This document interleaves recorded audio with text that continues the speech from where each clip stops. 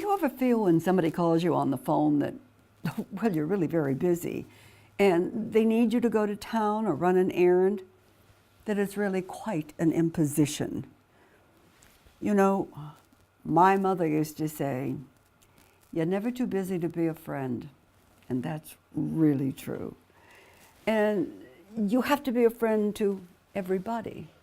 Do you ever feel like, oh, this person that called me, I mean, socially they're so far behind me? So far behind you? Do you realize that the greatest artists in the world have not been able to capture what heaven is like? How magnificent it is, how beautiful it is. They have no idea what heaven looks like. And yet Jesus Christ left heaven, came down here, was born in a stinking stable to an unwed mother. And he did it because he loved you. Suppose Jesus Christ walked into your life today, this man who was born out of wedlock, this man who was born in a stable, this man who probably doesn't have any money. How would you treat him? How would you accept this person, and would it be an imposition for you to talk to him?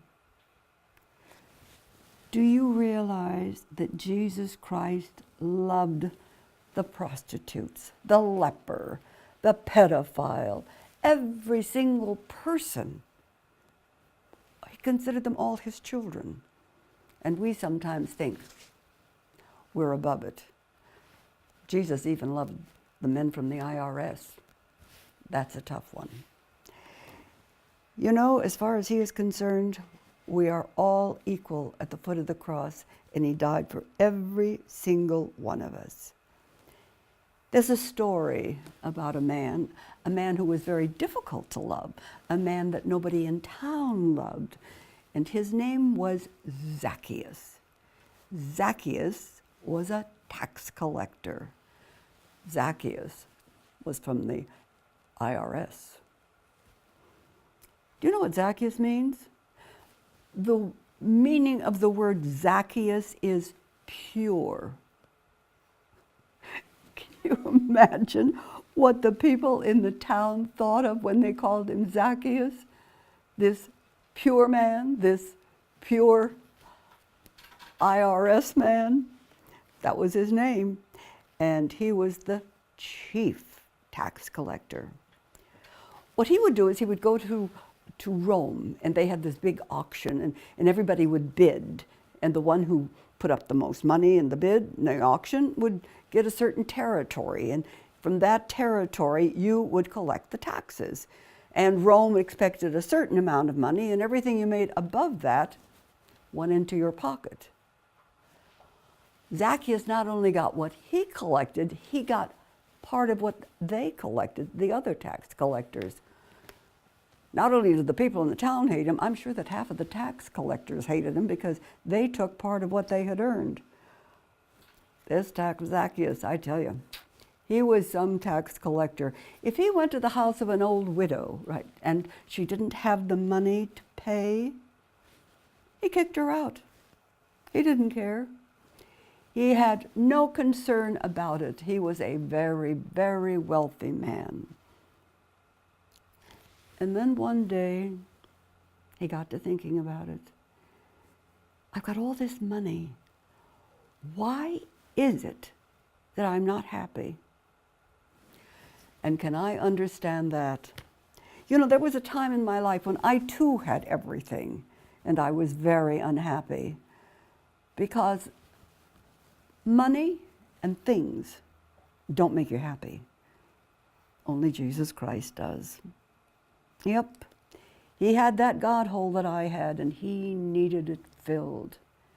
He had heard that one of his friends, who was a tax collector, Matthew, had left his lucrative business to go and follow this pastor, this rabbi, this man from Galilee.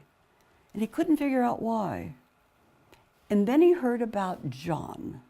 John was baptizing in the Jordan River which wasn't too far from Jericho. And so Zacchaeus went down a couple of times and he listened to him. What he said made sense, but he wasn't converted. But when he heard that this rabbi was coming, this man who performed miracles, and who had all kinds of people following him, he decided that he wanted to go and listen to him.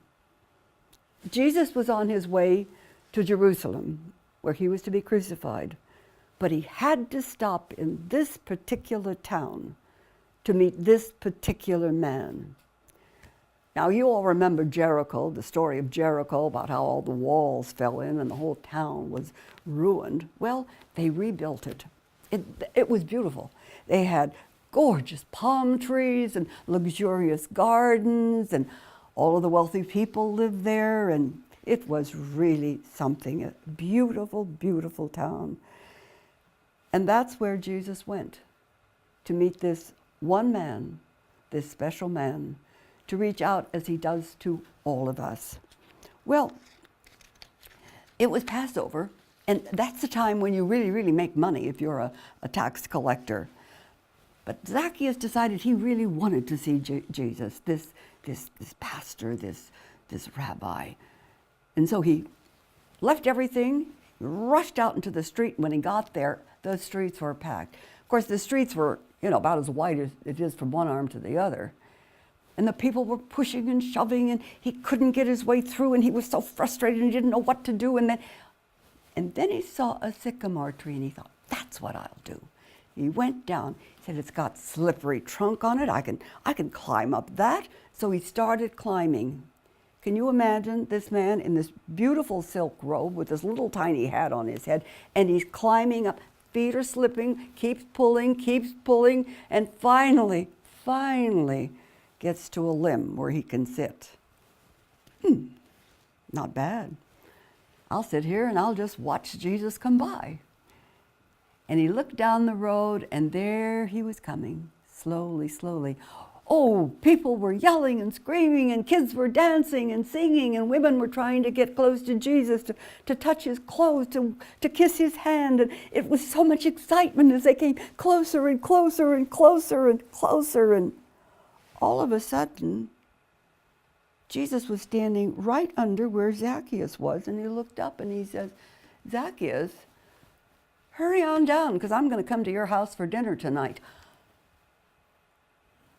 How did he even know what Zacchaeus' name was? How did he know he was in a tree? Exactly the same way that God knows you. Do you know that he knows every single hair on your head? I mean, he knows everything that you do. He knows whether you cry or you laugh or you're unhappy, or whether your kids are bad or whether you've got money. Jesus knows it all. He's right there. So he certainly knew that Zacchaeus was up in the tree. Well, Zacchaeus was so excited. He started coming down that tree. It took him a whole hour to climb up there. But boy, it sure didn't take an hour to come down. He broke branches. Leaves were flying. His clothes were torn. They were sweaty. He didn't care. Jesus was going to come to his house. Well, when the people heard that Jesus was going to come to the tax collector's house, that's like somebody going into a bar to have dinner. I mean, a tax collector? They started whispering, gossiping. I can't believe that Jesus, this great teacher, would go to a tax collector's house. I mean, why would he go there? Well, Zacchaeus didn't care. He didn't care about anything. All he cared about was getting home, so that he could quick give orders. I want flowers brought in. Go in. I don't care. Clear out all the garden. Bring in all the flowers. It doesn't matter. Fill the house with flowers. Oh, clean the house again. I want the house clean. And you, quick. Bring the best utensils that we have. I want everything. I want it perfect for this man. Do you understand? Hurry. He was excited. He was so excited. He couldn't believe that he was going to have Jesus in his house. Well, the crowd followed Jesus up to Zacchaeus' house. Zacchaeus opened the door. Jesus walked in, and Zacchaeus closed the door. And they stood outside, looking in the windows, trying to see if they could see what was going on. can you hear anything? I can't hear anything. Go to the other place. Anybody hear anything? Have you heard anything? Do you know what's going on? Nobody could hear anything. Oh, they were crazy.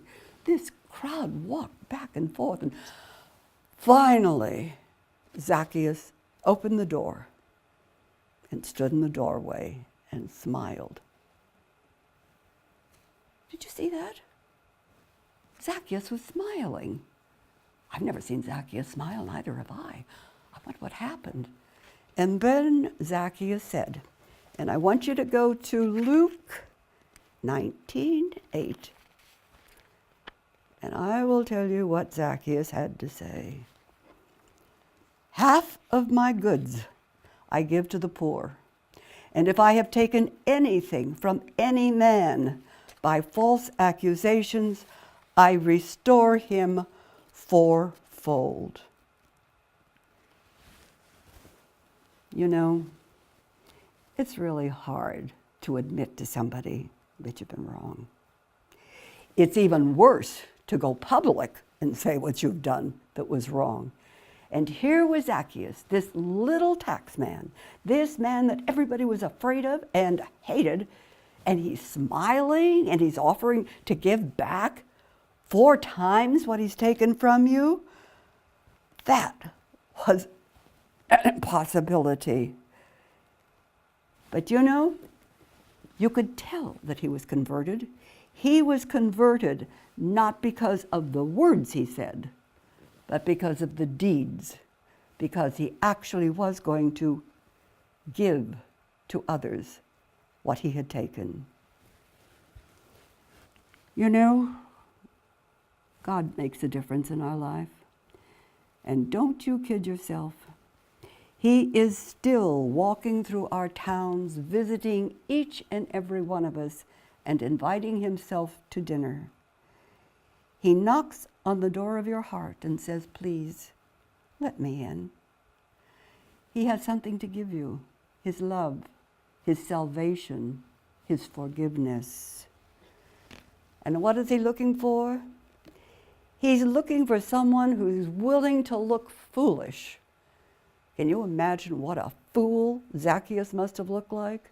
First of all, running through the streets with on his short little legs, with his clothes flying, climbing a tree. He wasn't afraid to look like a fool because he wanted to see Jesus. And Jesus doesn't force any of us to have his belief. He doesn't force any of us to do anything. All he does is he addresses our needs. He reaches out compassionately. He says, come, hurry down. I'm going to have dinner with you. He doesn't say, you sinner up there, I know all about you. That's not the way Jesus talks. That's not the way Jesus acts. Jesus says, I love you. He expresses his love. He shows his love. And all he says is, please, share my love with other people. Let them see the joy and the peace that you have in knowing that you're forgiven, knowing that you are saved, knowing that one day you'll be with me. And oh, God is so patient with us. We make so many stupid mistakes. All of the people that Zacchaeus must have stolen from, all of the people that he threw out of their homes, all of the things that he did. And Jesus says, I want to sup with you. I want to be with you. I want to share my love with you. And that's what he wants you to do. He wants you to listen to the Holy Spirit. He wants you to listen to his calling to say, reach out. The days are short. People are coming to the end times. We need to tell them. We can't sit back and say, oh, I'll do it later. It would have been so easy for Zacchaeus to have said, oh, I can't do it. Don't you realize this is the time I make the most money? Passover is the most lucrative time of the year. He didn't say that. He said, I want to see him. And then I want to share him. And that's what Jesus wants. He wants willing laborers who will go out and share him and his love with others. Are you willing to do it? Do you have the time to do it? You have the time. Just go out, just share your love, and just tell them who He is.